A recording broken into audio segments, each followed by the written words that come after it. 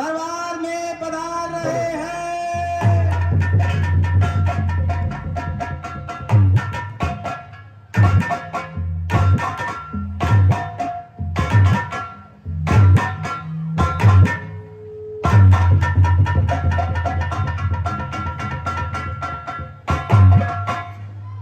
बोलो अयोध्या नरेश की जय।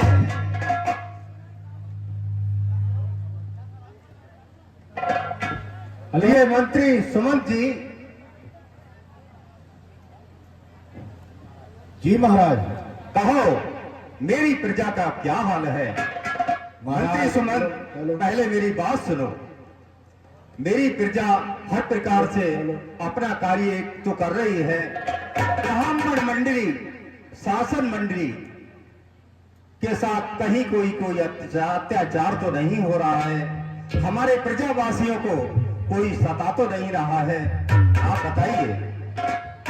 नहीं महाराज, आपकी प्रजा में बड़ी कुशलता है।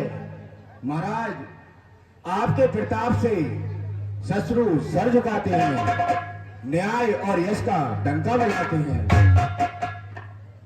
ठीक है मंत्री सुमन जी, हमें आपसे ऐसी आशा थी।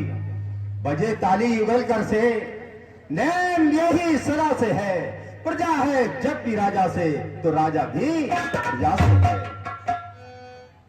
हे मंत्री सुमन जी, जैसे आपने देखा है कि पतंगा लहलाती हुई फसल को देखकर प्रसन्न होता है और कामुक व्यक्ति स्त्री को देखकर प्रसन्न होता है, और बादल और मोर बादलों को देखकर प्रसन्न होता है, और दरिद्री व्यक्ति धन को देखकर प्रसन्न होता है।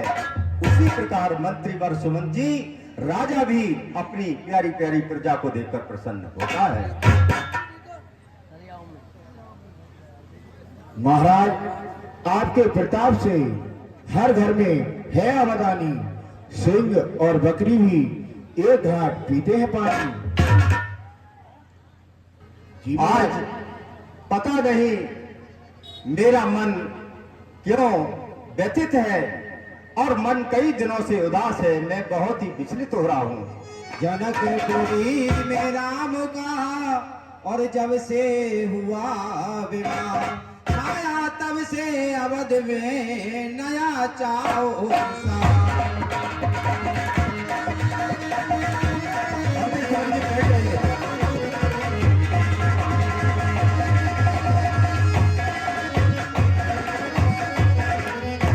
दशरथ था शीश पर और चक्रवर्ती महलाल, प्रजा वर्ग था इसी से सब विधि माला।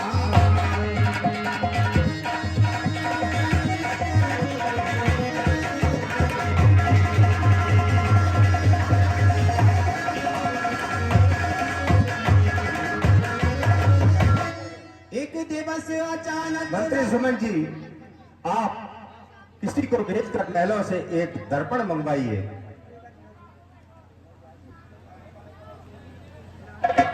प्यारे मंत्रीवर, दरबार से एक दर्पण लेकर आया जाए। और एक दिवस अचानक जाने दर्पण में अपना मुख देखा। दर्पण में अपना मुख देखा, कुछ बार सफेद हुए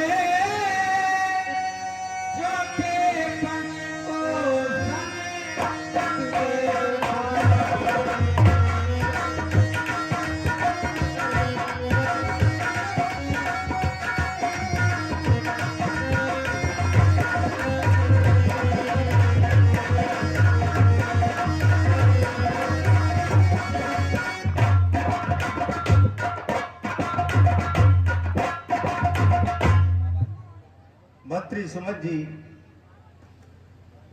अब आपके लिए क्या बताऊं।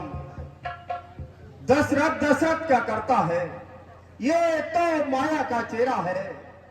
कब तक निद्रा में सोएगा, हो रहा सवेरा तेरा है।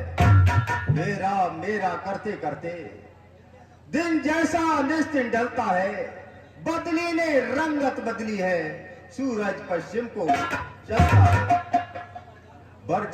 बरसों वर्जा युद्ध स्थल में, बरसों शिकार में मगन रहा, बरसों तक राज देखा, बरसों महलों में निकल रहा। अब मुझे अपने मन जो विचलित हो रहा है, यही लगता है कि अब छोड़ छाड़ झूठे झगड़े, चल अपने सच्ची बस्ती को, है मूर्ख ब्याज की तृष्णा में क्यों खोए देता है पूजी को। मेरा बड़ा पुत्र राम राज्य के योग भी हो गया है, तो मैं चाहता हूं कि दे रामचंद्र को राजपाट, तू घर को त्याग तपस्या कर, अब तक तो विषयानंद रहा ब्रह्मानंद।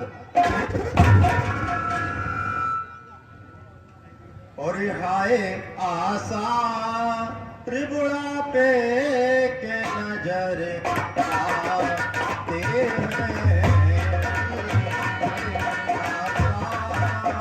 त्रिपुरा पे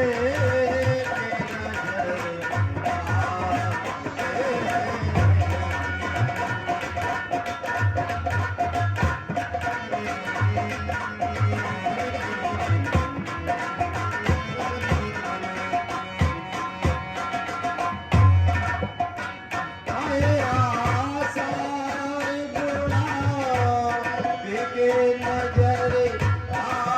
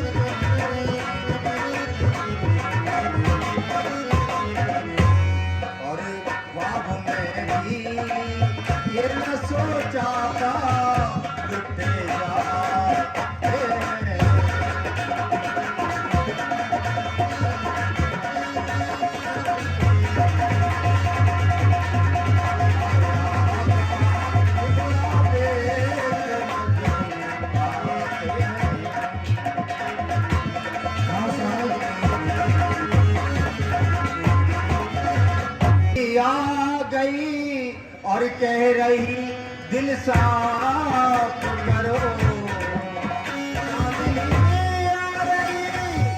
कह रही दिल साफ करो, वरना पड़ता है गिर चंद्र गले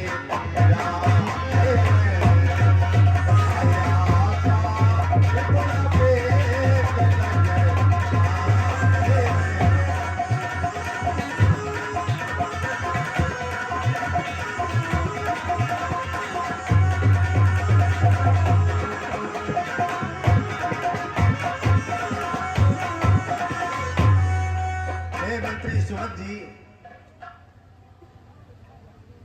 मैं अब अपने कुल गुरु वशिष्ठ जी के पास अपने के मन की व्यथा को कहने के लिए जाना चाहता हूं, और आज के दरबार की कार्रवाई यहीं पर स्थगित की जाती है, और आप मेरे जाने के बाद ये दरबार की कार्रवाई को देखिएगा।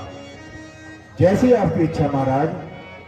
और ये विचार और आनंद पे सुजने सुअभ कर विचार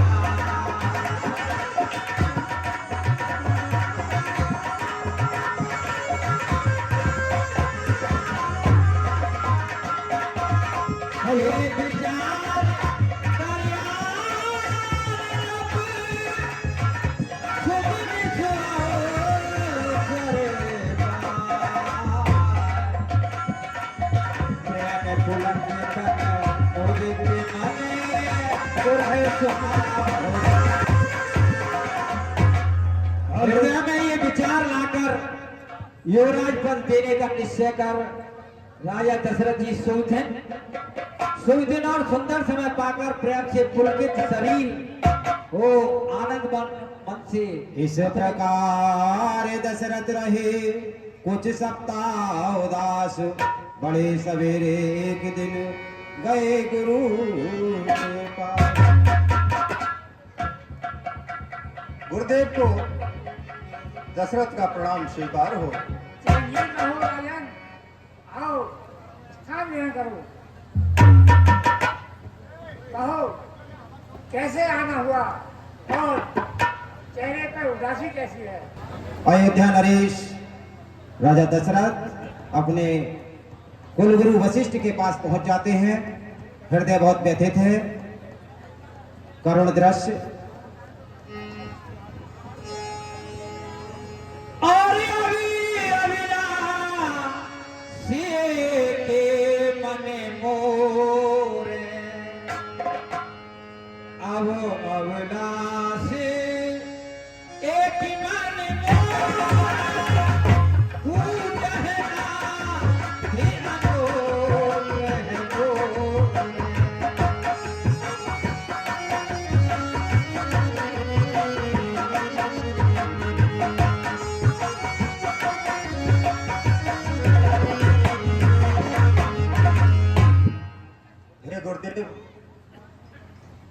कहिए राजन। गुरुदेव उतरता है सिर से अब अपना प्रेत जवानी का, देखिए सूखता जाता है अपना ये खेत जवानी का। वृद्धावस्था रानी है, तरुणावस्था बांधी है, मेरे सोने ही सोने में हो रही चांदी चांदी है। हे गुरुदेव, जब ब्रह्मचर्य को पूर्ण किया तो रहा गई के जीवन में अब लेकर बाण प्रस्त दौड़ू जाऊं शीघ्र संन्यास आश्रम में। हे गुरुदेव, पिछले पुरखाओं के समान प्रभु मुझे तपोवन जाने दे। हो गया राज के योग राम, जिसको ही राज चलाने दे। गुरु वशिष्ठ बोले नरपति है ये उचित विचार, मैं भी इस प्रस्ताव को करता हूँ स्वीकार।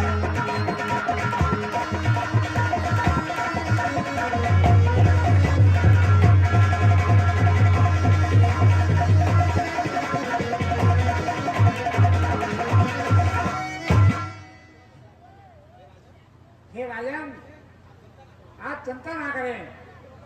पुत्र पर डाले राजभार, राजाओं का है कर्म यही, चौथा फल परमात्मा को दे, ये गृहस्थियों का धर्म यही। अब देश आपकी बातें सुन, संयम मन के संयम पर है, तब करो तपोवन में जाकर, बस आप यही गलती पर है। धरी ने कर एकांत भाव, आराधन तत्व का हो, चिंताओं का हो गए इसका आधान आत्म तत्व का हो। श्री रामचंद्र विराज बने, यही विचार अब सुंदर है। छोड़े सब चिंता मन, जब चिंतामान अपने घर है। गुरु ने जब ही सलाह दी और राम बने युवराज। ठीक है गुरुदेव, आपकी बात से मैं सहमत हूँ। आपने जैसा कहा है मैं वैसा ही करूंगा। ठीक है गुरुदेव, मुझे आज्ञा दीजिए, मैं महलों के लिए चलता हूँ। ठीक है राजन, संजीव रहो, सदा सुखी रहो। और गुरु ने जब ही सलाह दी राम बने युवराज।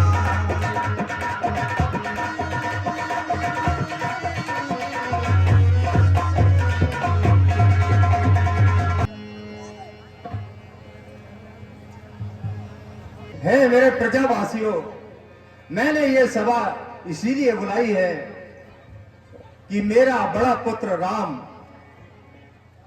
राज्य चलाने योग्य हो गया है और मैं देख रहा हूं वह काफी समय से राजनीति की बातों में रुचि भी लेने लगा है। तो मैंने ये फैसला किया है और गुरुदेव से भी राय ली है कि राम के लिए राज तिलक दे दिया जाए और ये सारा कार्यभार हमारा पुत्र राम ही संभाले। इसमें मैं आप सभी की राय जानने के लिए आपको बुलवाया है। आप सभी की क्या राय है? और जो बात है लागे मत मीठा।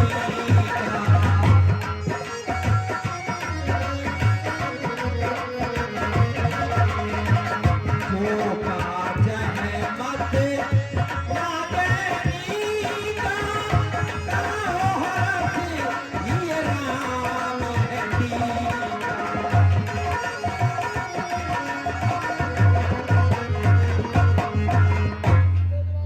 धन्य है महाराज, आपके अति सुंदर विचार हैं।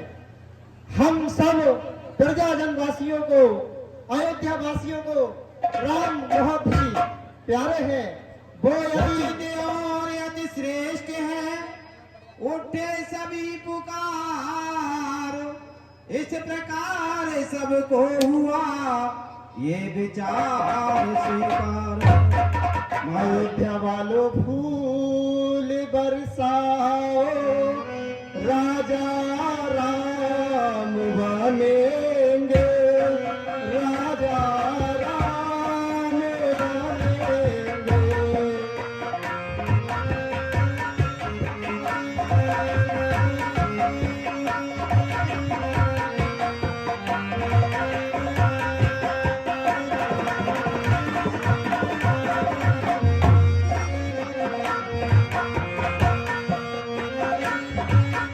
ओ लाली फूल की मेहंदी लगाएंगे गोरे हाथों में। जब ये निश्चित हो चुका, जब ये निश्चित हो चुका और तब उमड़ा आहद गूंजा सारे राज्य में राज्य तिलक संवाद।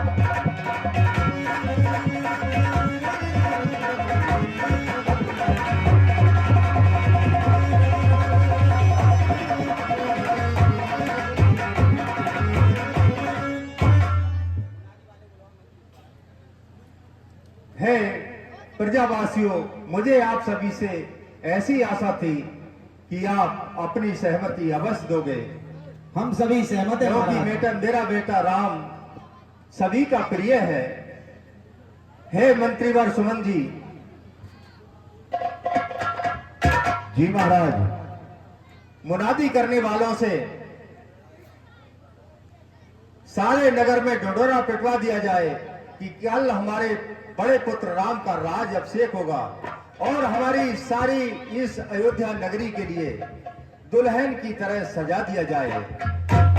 बहुत ही चाक चौबंद और ये सफाई व्यवस्था करा दी जाए और सभी के लिए इस महोत्सव में सम्मिलित होने के लिए सूचनाएं भेज दी जाएं।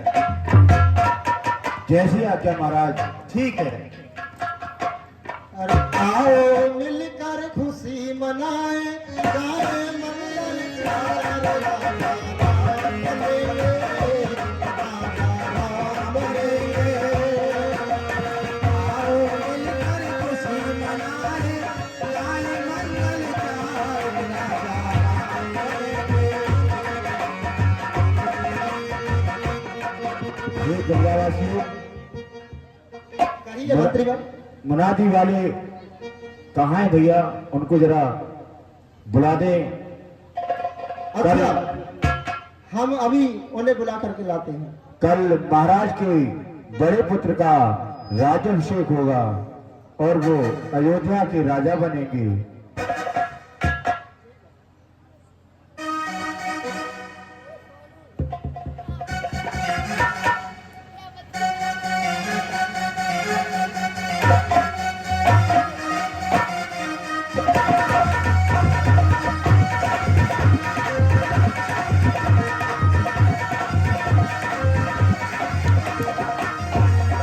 भैया,